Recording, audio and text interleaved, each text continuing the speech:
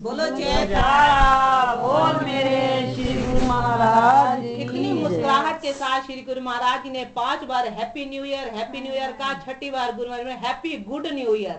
तुम सब के लिए ये खुशियों वाला हो, हमारा आशीर्वाद तुम्हारे साथ है। तो ये बहुत ही देखने का नजारा था वैकुंठ धाम का। जैसे पहले नारद मुनि श्री विष्णु लोक में जाते थे, वैकुंठ धाम में मिनट में धरती पर आ जाते, पृथ्वी लोक में लोगों की अवस्था देखने के आते थे। अब हमारे श्री गुरु महाराज जी वही वैकुंठ वासी हैं और हम भाइयों महात्माओं को जगह जगह प्रचार के लिए भेजा हुआ है। जैसे वैकुंठ धाम के लिए नारद मुनि जी ले जाते थे संदेश, भगवान को बताते थे पृथ्वी पे ये हो रहा है, इस भगत ने इतनी सेवा की। वो तो जाने जानते, लेकिन भगवान के चरणों में बेनती तो पहुंचाई जाती है। ऐसे ही महापुरुषों की वाणियां फरमाती है कि एक बार श्री गुरु महाराज जी लंदन के अंदर गए तो प्रेमी महात्मा जी सुना रहे थे वचन कि प्रेमी महात्मा जी ने सुनाया कि एक बार गुरु महाराज जी लंदन के अंदर पधारे तो बच्चों ने कविता सुनाई, छोटे छोटे बच्चों ने कविता सुनाई। तो उस कविता का आशय ये था कि श्री गुरु महाराज जी आप हमें गिफ्ट भी देते हो, बहुत प्रसाद भी देते हो, आशीर्वाद भी देते हो, हमारे सारे काम भी पूर्ण करते हो, पर लेते कुछ नहीं हो हमसे। तो श्री गुरु महाराज ने फरमाया, भाई मुफ्त में कोई चीज नहीं मिलती। ये सच्चे है कि हम गिफ्ट भी देते हैं, हम प्रसाद भी देते हैं, आशीर्वाद भी देते हैं, और ये सच है कि मुफ्त में कोई चीज नहीं थी। हम प्रेमियों का दिल तो हर लेते हैं ना। जो एक बोलो जयकारा बोल मेरे श्री गुरु महाराज की। प्रेमियों का दिल हर देते हैं, मुफ्त में थोड़ी मिलती है कोई चीज।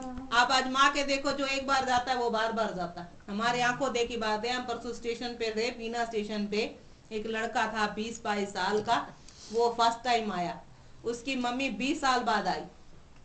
तो उसकी मम्मी कहने लगी स्टेशन में जैसे मुलाकात हुई, कहने लगी कि मैं भाई जी 20 साल के बाद आई हूँ, ये मेरा बेटा खड़ा, मैं इसके बराबर की थी तो आई थी, अब आई हूँ उसके बाद। तो मैंने इसको बोला भाई चल तू गुरु महाराज जी के चरणों में। कहता मम्मी आप हुआ, मैं क्या करूंगा वहां जाके। लेकिन जब वो यहाँ पहुंचा, दर्शन दीदार किए, वहां का नजारा देखा, तो बच्चा 20 साल का ऐसा दीवाना हुआ पड़ा था, मैं आपको बता नहीं सकती। वो मेरे सामने ही उसने सब रिकॉर्डिंग की हुई थी मोबाइल में। कहता है भाई जी मैंने तो मम्मी का कहना मान लिया, ना मानता तो मैं पछताता। ये तो वैकुंठ धाम का नजारा है। हमें बच्चों को क्या ज्ञान है, इन्होंने हमें ज्ञान दिया कि हम भगवान हैं। इन्होंने हमें अपना नजारा दिखाया कि हम त्रैलोकी के नाथ हैं। वो बच्चे ऐसे गदगद होके बोला, कहने लगा भाई जी आप भजन बोलो, मैं रिकॉर्ड करूंगा। तो हमने स्टेशन पे वहां भजन बोला, रिकॉर्ड किया, माँ जी की लीला गाई, महिमा गाई। तो महापुरुष तो हम जीवों के कल्याण की खातिर, छोटे छोटे बच्चे ऐसे नाच रहे थे कि आप देखते तो नजारा बनता था। श्री गुरु महाराज की कृपा दृष्टि होती थी उनके ऊपर। ए चुप, बोलो जयकारा बोल मेरे श्री गुरु महाराज की। तो महापुरुष जो है गुरुमुखों को अपनी शरण देते हैं, ये सच है, उनका दिल हर लेते हैं। यानी कि जो एक बार जाता है वो बार बार जाता है। कि बैकुंठा तो सोना मेरे श्याम दादुआरा, बैकुंठा तो सोना मेरे श्याम दादुआरा, जेड़ा एक वारी आवे ओते आंदा है दोबारा, जेड़ा एक वारी आवे ओते आंदा है दोबारा, बैकुंठा तो सोना मेरे श्याम दादुआरा, बैकुंठा तो सोना मेरे श्याम दादुआरा। हमारे सतगुरु का जो धाम है वो बैकुंठों से भी बढ़कर है।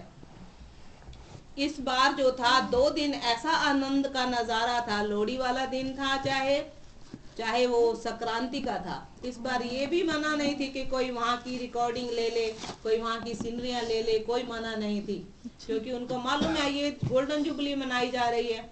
तो महापुरुष फरमाते हैं कि नर तन पाए यतन कर ऐसा, जिससे वो करतार मिले, ऐसे उत्तम योनि पदार्थ फिर नहीं बारंबार बार मिले।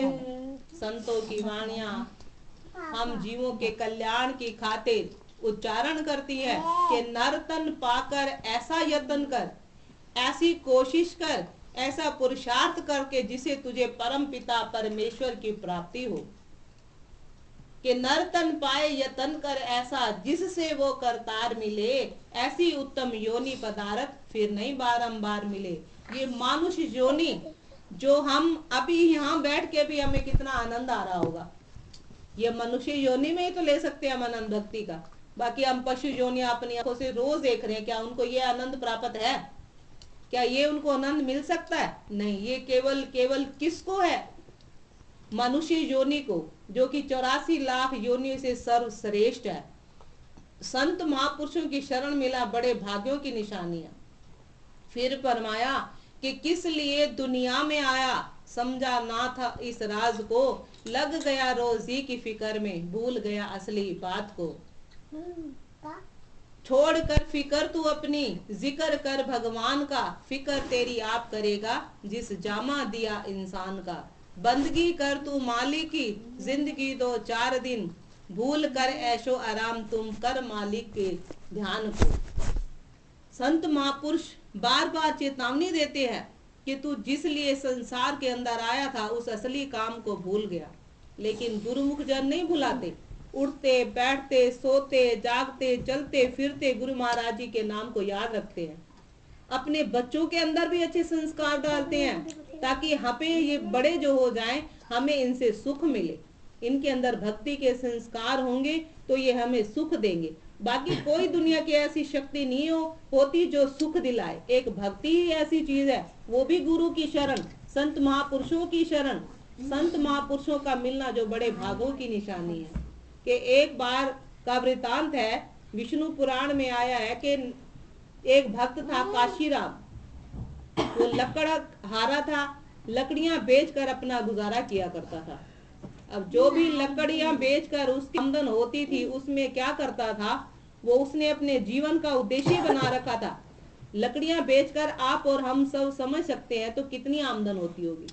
उसमें से वो आधा तो है अपने परिवार का गुजारा करता था और आधे से जो है दान पुण्य करता था, संत महापुरुषों की सेवा किया करता था। उसे अपने मन में कभी गलानी नहीं होती थी, चाहे थोड़ी भी, किसी दिन तो आमदन थोड़ी होती थी, किसी दिन ज्यादा भी हो जाती थी, तो उसमें से भी वो अपने परिवार का करता था। उद्देश्य बना रखा था कि मैंने हर हालत में संत महापुरुषों की सेवा करनी है, मेरे ये जन्म जो है सफल होगा। ऐसा करते करते करते करते उसे कई वर्ष बीत गए। वो उस आमदन में से कुछ बचा भी नहीं पाता था, फिर भी संतुष्ट था, अपने जीवन से खुश था, संतोषी था कि शुक्र है परमात्मा का कि हे प्रभु इतना दीजिए जामे ग्रस्त समाए, मैं भी भूखा ना रहूं, साधु संत ना भूखा जाए। मुझे ऐसी झोली भर दे कि मैं अपने परिवार का गुजारा भी कर सकूं, तेरे संत महापुरुषों की सेवा भी कर सकूं। तो इसी प्रकार वो अपना जीवन बिताते हुए कई वर्ष उसे बीत गए।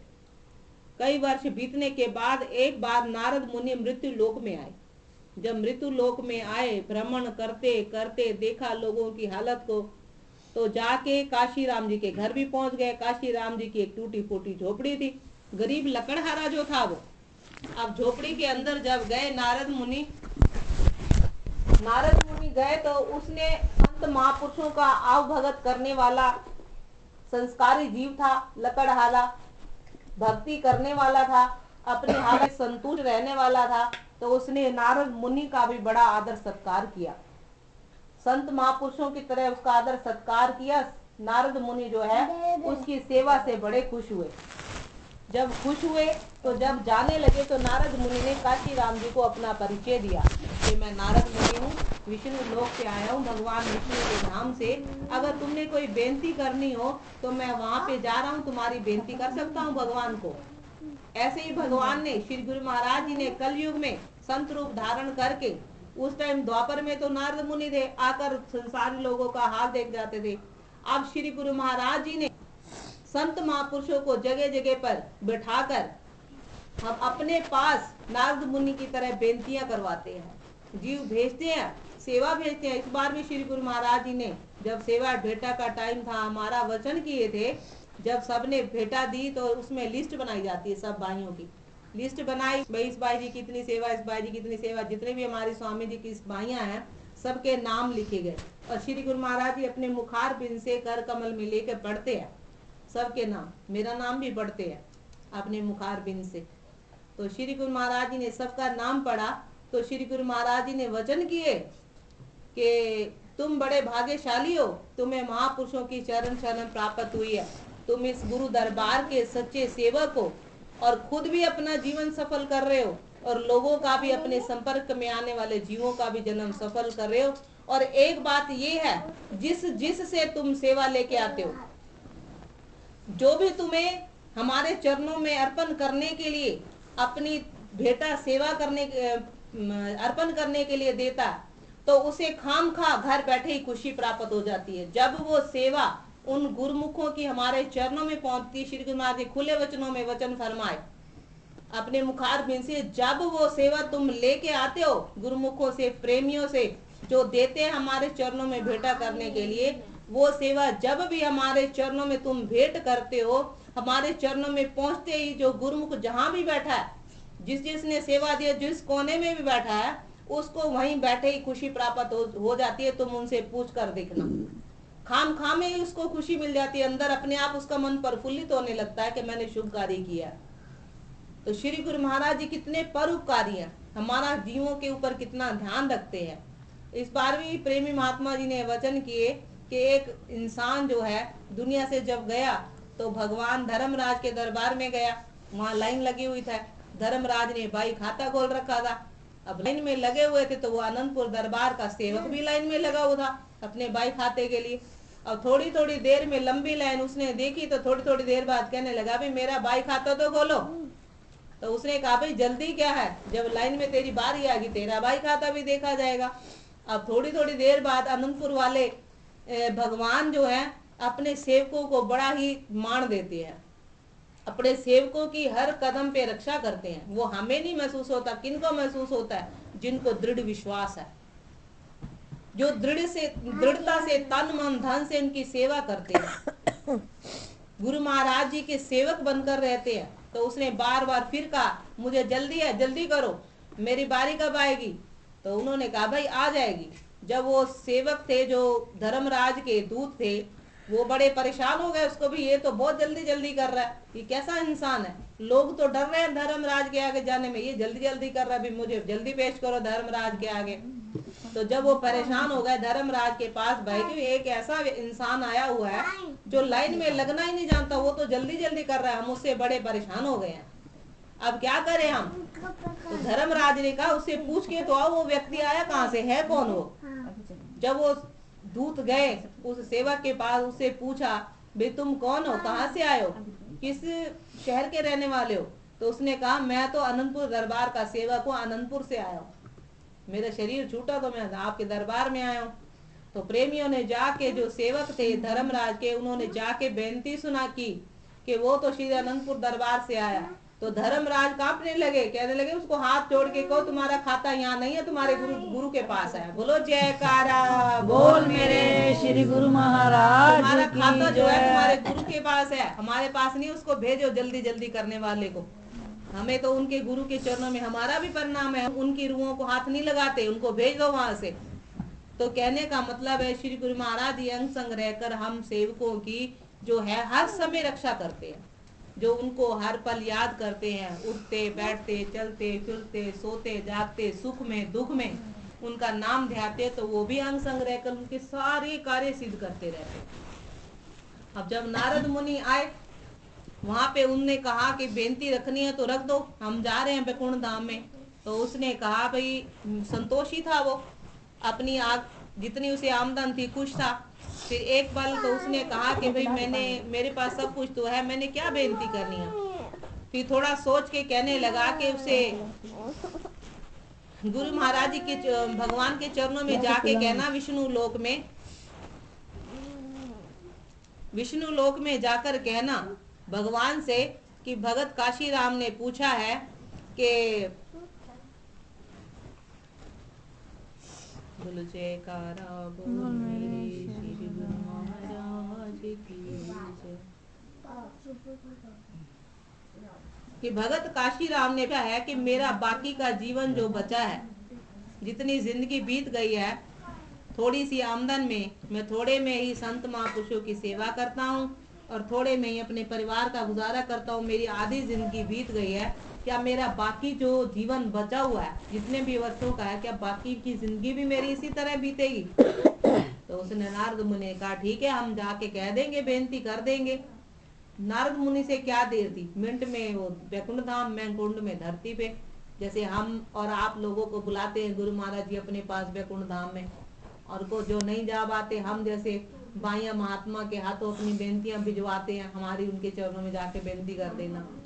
तो ऐसे ही नारद मुनि के आगे कोई देर नहीं थी, वो पहुंच गए भगवान के पास। तो बेनती रखी, उसने ये बेनती की है कि भगवान से पूछना, भगवान से क्या छिपा था, लेकिन बेनती तो रखनी पड़ती है। उन्होंने बेनती रखी, भगवान ने कहा, विष्णु ने, कि भाई उससे कहना हाँ बाकी का जीवन भी उसका इसी तरह बीतेगा जैसे वो थोड़ी सी आमदन में बिताता है, क्योंकि उसने कर्म ही ऐसे किए, कोई दान पुण्य ही नहीं किया उसने इतना। तो उसके जीवन में ये भी उसकी भक्ति की, उसकी दान पुण्य की, जो संतों की सेवा कर रहा है, मिल रहा है उसे। तो नारद मुनि गए पृथ्वी लोक में, फिर काशी राम को जाके उन्होंने सुनाई भगवान की, जो भगवान ने जो उसके बारे में कहा था, कि भगवान ने कहा बाकी का जीवन भी तेरा ऐसे ही बीतेगा। तो कहने लगा चलो ठीक है। फिर एक बेनती और रख देना जब आप भगवान के चरणों में जाओ, कि मेरा बाकी जो जीवन बचा है, जो मेरे जीवन की थोड़ी सी आमदन है, क्या मुझे वो इकट्ठी मिल सकती है? अब मान लो उसके महीने की 100 रुपए आमदन थी, तो साल की 1200, अब 10 साल बचे या 20 साल बचे, जो उसकी इकट्ठी है अभी, वो मुझे इकट्ठी मिल सकती है? तो नारद मुनि जाके भगवान के चरणों में बेनती सुनाई। जब बेनती सुनी भगवान ने, उन्होंने कहा भाई ये तो तुम्हारी जो है बेनती, उसकी हम स्वीकार कर सकते हैं। जो उसका बाकी का जीवन बचा है, जो उसके प्रारब्ध में लिखा है, वो हम उसे इकट्ठा दे सकते हैं। नारद मुनि को बड़ा अच्छा लगा, भाई चलो मैंने एक काम तो उसका किया, क्योंकि हम आम जीव तो नहीं जा सकते भगवान विष्णु के लोक में, नारद मुनि आ जा सकते थे। अब जब आए नारद मुनि, उसे बेनती सुनाई भगवान को जो उसने की थी, भगवान का उत्तर बताया कि भगवान ने, वो तुम बड़े भाग्यशाली हो, भगवान विष्णु ने जो है तुम्हारी वो बेनती स्वीकार की है। भगवान ने कहा है तुम्हें जो बाकी का जीवन बचा हुआ है वो रोज इकट्ठा मिल जाएगा, जो तुम्हारे प्रारब्ध में लिखा है। तो भाई सुबह जब तुम उठोगे, फला फला पेड़ के ऊपर तुम्हें एक थैली लटकी हुई मिलेगी, उसमें तुम्हारी सारी जीवन की जो है पूंजी मिल जाएगी, बाकी बचे हुए जीवन की। अब भगवान खुद तो आते नहीं, आप जैसे हम जैसे जिस जब कार्य करते हैं तो उसी में प्रेरणा भर देते हैं, करने कराने वाले तो वो खुद होते हैं, लेकिन प्रेरणा भर देते हैं। अब सुबह उसी पेड़ पे उसे लटकी हुई मिली थैली, वो लेके आ गया अपने घर संभाल के। जब आया तो उसी परोपकार में लगाने के लिए विचार करने लगा कि मुझे आमदन मिल गई है बाकी के जीवन की, मैं उसको ज्यादा से ज्यादा दान पुण्य में, परोपकार में लगाऊं। तो घर आकर उसने ज्यादा से ज्यादा परामर्थ किया। परमार्थ करने के बाद उसने दान पुण्य किया, लंगर भंडारे चलाए। जो जो वो लंगर भंडारे चलाता था, संत महापुरुषों को बुला के सेवा करता था, तो उसका धन जो है बढ़ रहा था। वो देखता था अभी मेरे को इतने दिन हो गए दान पुण्य करते हुए, मेरा कम नहीं हो रहा, ये तो बढ़ रहा है। बढ़ने का मतलब उसकी आमदन बढ़ गई होगी, कहीं से बिजनेस बढ़ जाता है, कहीं से बिजनेस में बढ़ोतरी हो जाती है। जब वो बढ़ने लगा तो वो बड़ा खुश हुआ। उसने अपने मकान को जो है, झोपड़ी थी टूटी फूटी, उसको महल बनवा दिया। महल बनवाने के बाद जो है उसने एक धर्मशाला बनवाई, गरीबों की सहायता करने लगा, ज्यादा से ज्यादा परोपकार करने लगा तन मन धन से। तो ऐसे करते करते कई महीने बीत गए, नौकर चाकर लंगर भंडारे करने लगा। और नारद मुनि ने मन में विचार किया कि कई महीने हो गए हैं, भगत काशी राम को वो पूंजी मिले हुए, जाकर उसकी हालत तो देखें, वो तो उसी को खा पी कर खर्च कर गया होगा, अब तो उसकी भीख मांगने की नौबत आ रही होगी, क्योंकि थोड़ी सी पूंजी थी उसकी बाकी के जीवन की। तो जब नारद मुनि आए पृथ्वी लोक पे, जाकर देखा तो वो झोपड़ी की जगह जो है महल बना हुआ था। आस पड़ोसियों से पूछा भाई यहाँ भगत काशी राम जी रहते थे, वो कहाँ गए? नारद मुनि ने मन में विचार किया कि जो मैंने सोचा था वही हुआ, यहाँ तो उसकी झोपड़ी नहीं है, वो तो सचमुच ही मर खप गया होगा या भिखारी बन गया होगा दर दर का, क्योंकि बाकी जो उसे प्रारब्ध है उसको तो मिलना नहीं कुछ भी।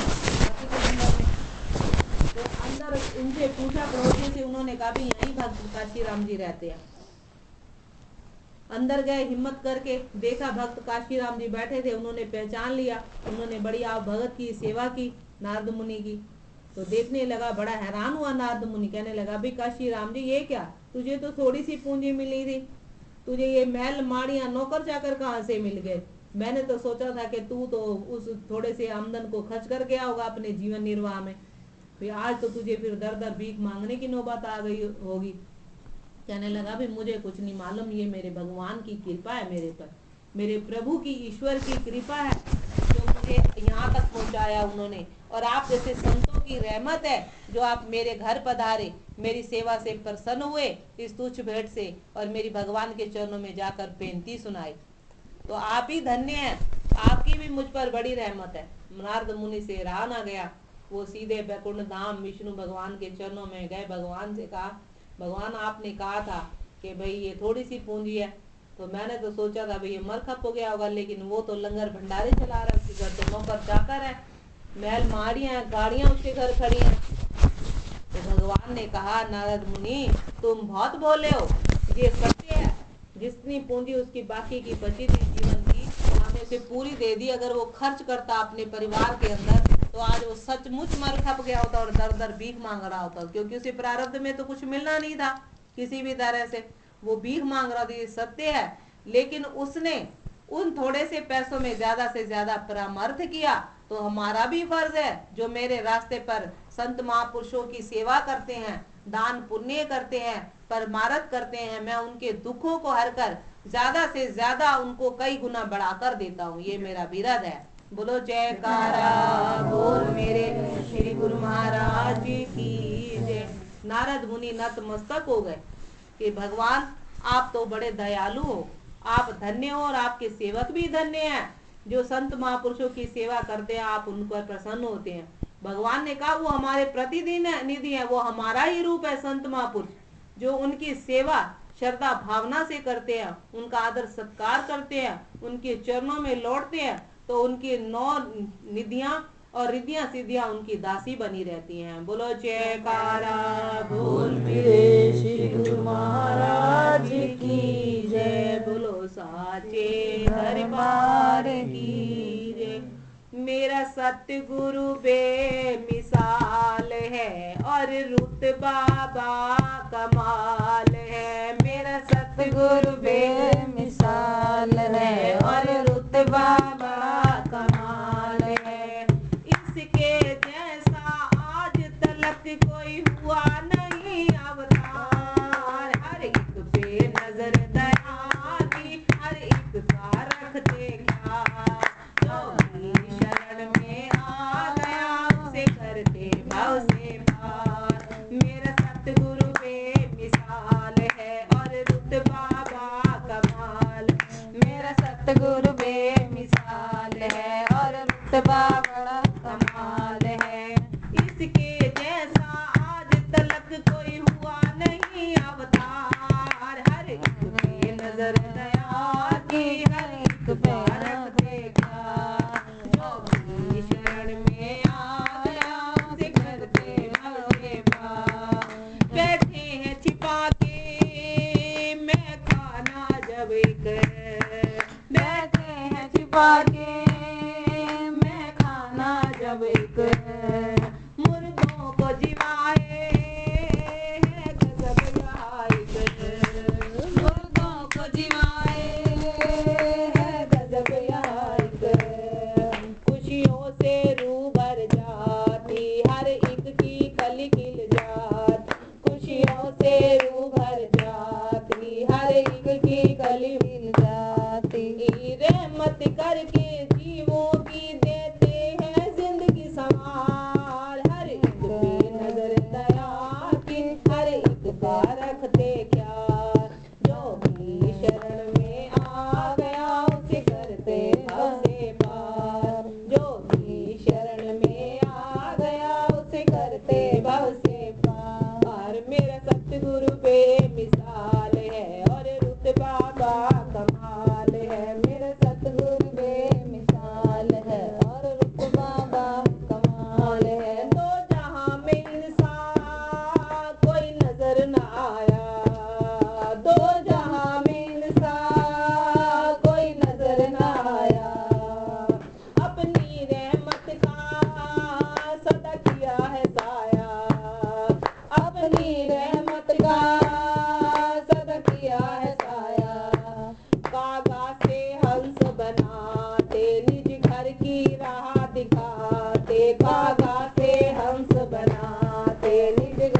ये राह दिखाते, जिंदगी को ये पलट पलट कर देते जिंदगी संवार। हर एक पे नजर दया की, हर एक का रखते क्या, हर एक पे नजर दया की, हर एक का रखते क्या। जो भी शरण में आ गया उसे करते भव से पार, जो भी शरण में आ गया उसे करते भव से पार। बोल जयकारा बोल मेरे श्री गुरु महाराज की जय। आज के आनंद की जय।